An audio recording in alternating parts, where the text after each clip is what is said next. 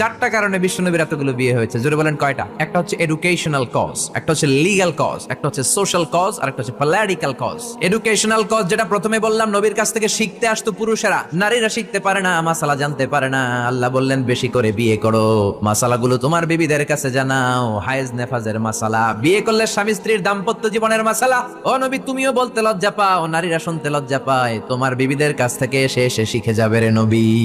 এক number cause educational. দুই number legal. অনেকে ছেলে দত্তক রাখে, পালক পুত্র। খবরদার, পালক পুত্র কোনদিন আপনার আপন পুত্র হতে পারে। যায়েদ বিন হারেসাকে বিশ্বনবী ছেলের মতো রাখলেন। সবাই বলতে আরম্ভ করলো যায়েদ বিন মুহাম্মদ, মুহাম্মদের ছেলে যায়েদ। আসলে কি মুহাম্মদ সাল্লাল্লাহু আলাইহি ওয়াসাল্লামের ছেলে? না, হারেসার ছেলে। এইটা বোঝানোর জন্য যায়েদ বিন হারেসা যখন জাইনাব বিন জাহাশকে তালাক দিলেন, বিশ্বনবী বললেন তুমি তোমার পালক পুত্রের বউকে এখন বিয়ে করবা। সুবহানাল্লাহ। ইসলামের রুলিং শিখানোর জন্য পালক পুত্রের বউ তালাক পাওয়ার পরে বাবা বিয়ে করতে পারে। সুবহানাল্লাহ। কোন সামাজিকতার বন্ধনে